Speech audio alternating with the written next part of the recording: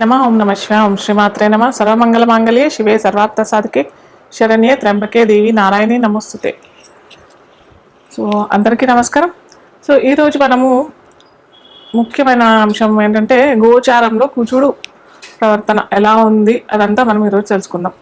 అయితే ఇక్కడ బాగా గమనించాల్సిన విషయం ఏంటంటే కుజుడు మనకి అక్టోబర్ 20వ తారీఖు నుంచి మనకి జూన్ 7, 2025 వరకు కుజుడు నీచలో ఉంటాడు. సో దీనివల్ల అటు మనకి దేశ గోచారము ఇబ్బందిగానే ఉంటుంది, పర్సనల్గా కూడా చాలా ఇబ్బందులు ఎదుర్కొనే అవసరాలు చాలా ఉంటాయి. సో ఇవన్నీ మనం ఎలా అధిగమిస్తాము, ఎలా మనము ఒక్కొక్క రాశి వాళ్ళు ఎలా చేసుకోవచ్చు, ఇదంతా కూడా చూసుకుందాం. కానీ ఇదేంటంటే చాలా పెద్ద లాంగ్, అంటే ఒక 6 నెలల కంటే ఎక్కువే మనకి కుజుడు చాలా అటుపోట్లు గురవుతాడు. ఎందుకంటే అది ఏంటంటే ఇప్పుడు డిసెంబర్ 7 నుంచి కుజుడు వక్రీ అవుతాడు అనమాట. వక్రీ అయి సో మనకి జనవరి 20వ తారీఖు నుంచి మిథున రాశిలోకి వక్రీ అయి వెళ్తాడు అనమాట. సో ఈ లోపల మనకి ఇప్పుడు నుంచి అన్నాగా డిసెంబర్ 7 నుంచి వక్రీ అవుతాడు. ఒక రకంగా అంత మంచి ఫలితాలు ఇవ్వడు, అలాగే వక్రీ అయిన ఫలితాలు కూడా వస్తాయన్నమాట.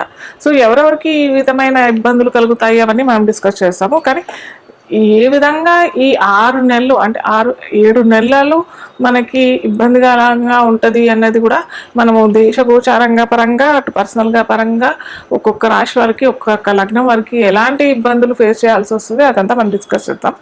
అయితే మనకి జనవరి 20 నుంచి చెప్పుకున్నాం కదా మిథున రాశిలోకి వెళ్తాడు అనేసి. మళ్ళీ అప్పటి నుంచి మనకి ఏప్రిల్ 3 దాకా ఇక్కడే ఉంటాడు. ఏప్రిల్ 3 నుంచి మళ్ళీ మనకి దీంట్లో కర్కాటక రాశిలోకి వచ్చేస్తాడు. కర్కాటక రాశిలో కూడా నీచలోనే ఉంటాడు. అలాగే అక్కడి నుంచి మనకి ఏంటంటే ఇది జూన్ 7 నుంచి మనకి సింహరాశిలోకి వస్తాడు. సో అప్పటి నుంచి కుజుడికి బలం చేకూర్చి బలం పుంజుకొని మళ్ళీ యథావిధిగా కుజుడు ఏ విధంగా ఒక వారియర్గా మనకి పరిచయం అయ్యాడు. సో అలాంటి ఫలితాలు మళ్ళీ మనము చూస్తామన్నమాట. అది ఎప్పుడు జూన్ 7 నుంచి 2025 వరకు. అయితే ఇక్కడ ఇంకొకటి గమనించాల్సిన విషయం ఏంటంటే ఇక్కడ కుజుడు నీచ అని అనుకుంటున్నాం, కానీ ఇక్కడ కుజుడు నీచభంగ రాజయోగం కూడా అయింది. అది ఎలా అంటే కుజుడికి ఉచ్చ రాశి అయిన ఆపోజిట్ మకర రాశి. సో మకర రాశ్యాధిపతిని చూస్తాడు కాబట్టి, మకర రాశ్యాధిపతి అయిన శని ఇప్పుడు ప్రస్తుతం కుంభంలో ఉన్నాడు కాబట్టి, కుంభంలో మనకి వక్రి నుంచి వెళ్ళిపోయాడు కాబట్టి శని కుంభరాశిలో ఉన్నాడు.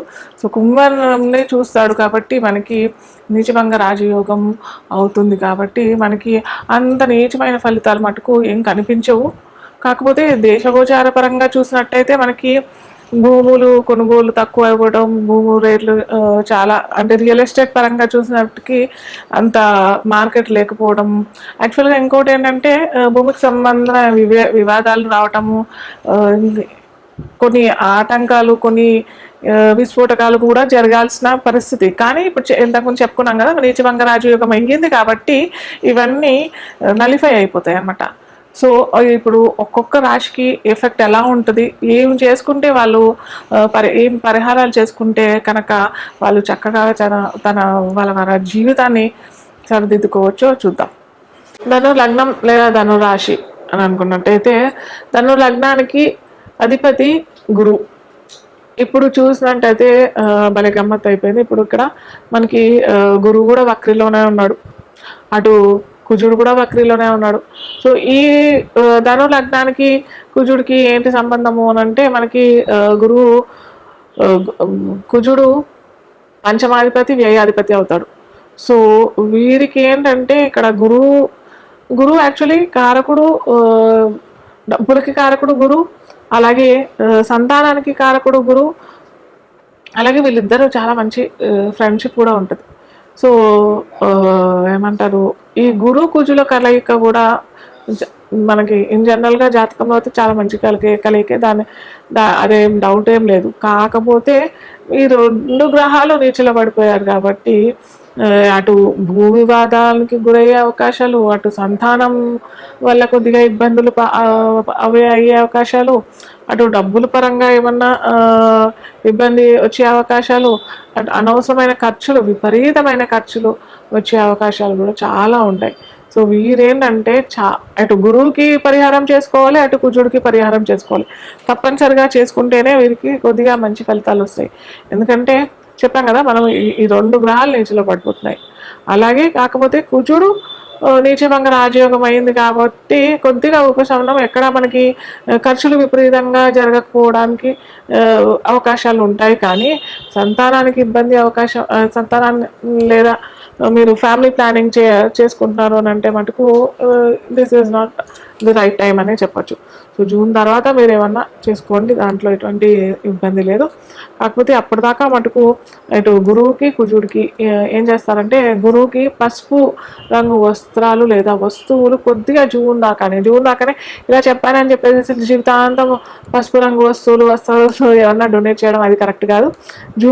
జూన్ వరకే పసుపు రంగు వస్త్రాలు అలాగే ఎరుపు రంగు వస్త్రాలు.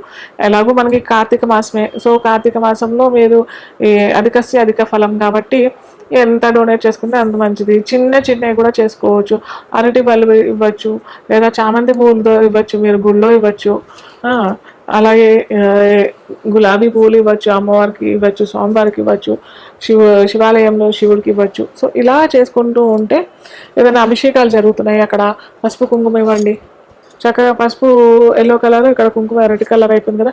సో ఇలా బ్యాలెన్స్ అయిపోతుంది. కాబట్టి ఇలా చిన్న పరిహారాలు చేసుకున్నట్టయితే మనకు నేను చెప్పిన సో కాల్ ఇవన్నీ కూడా నలిఫై అయిపోతుంది. సో మనకి కుజుడు నీచలో ఉన్నాడు. చాలామంది నన్ను ఇన్ జనరల్గా అడిగేది ఏంటంటే, ఇంట్రెస్టింగ్ టాపిక్ ఇప్పుడు మనకు వచ్చేది ఏంటంటే రెమెడీస్ పార్టీ. ఏం చేసుకోవాలి, ఎలా చేసుకోవాలి, ఏం చేసుకుంటే మనకి ఈ 6 నెలలు 7 నెలలు మనకి కుజుడు భయభ్రాంతులకు గురి చేస్తాడు కాబట్టి కొద్దిగా రిలీఫ్గా ఉంటుంది అని చాలామంది అడుగుతున్నారు.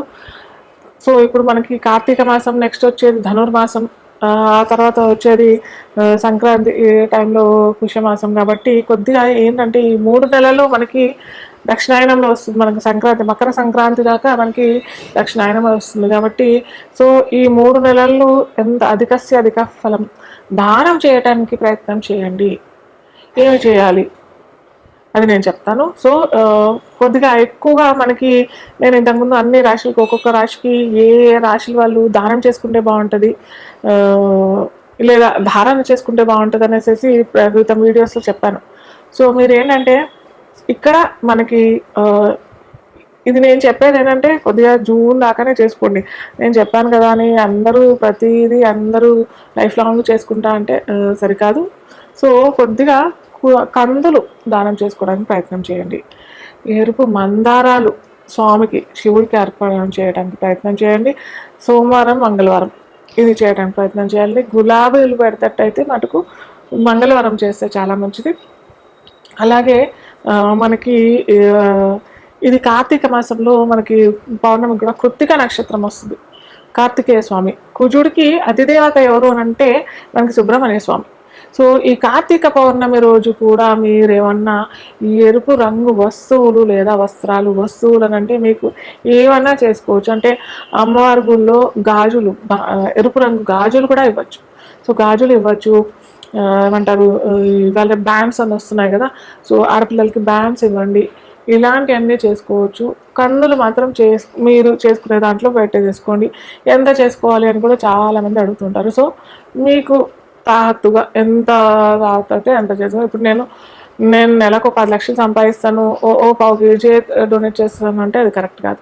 అలా అని 10 ఏళ్ళు సంపాదించే వ్యక్తి నేను నెలకి 2-3 కిలోలు దానం చేస్తానంటే అది కూడా సరికాదు. సో మీకు ఎంత చేత అవుతే అంత చేసుకోండి. కాకపోతే 250 గ్రాములు అంటే పావు కేజీ చేసుకుంటే మటుకు, అంటే మనం చేసింది ఆ బ్రాహ్మణ కుటుంబంలో అయినా లేకపోతే ఇంకెవరైనా ఆ రోజు వాళ్ళు ఆ పప్పు లేకపోతే ఇంకేదన్నా వండుకుంటారు కదా, సో వండుకునేటట్టుగా ఆ బ్రాహ్మణ కుటుంబానికి మనం ఇచ్చినట్టయితే మంచి ఫలితాలు వస్తాయి.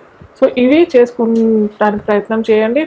అలాగే భూ సేకరణ మాత్రం చేసుకోకపోవడం మంచిది ఈ 6 నెలలు.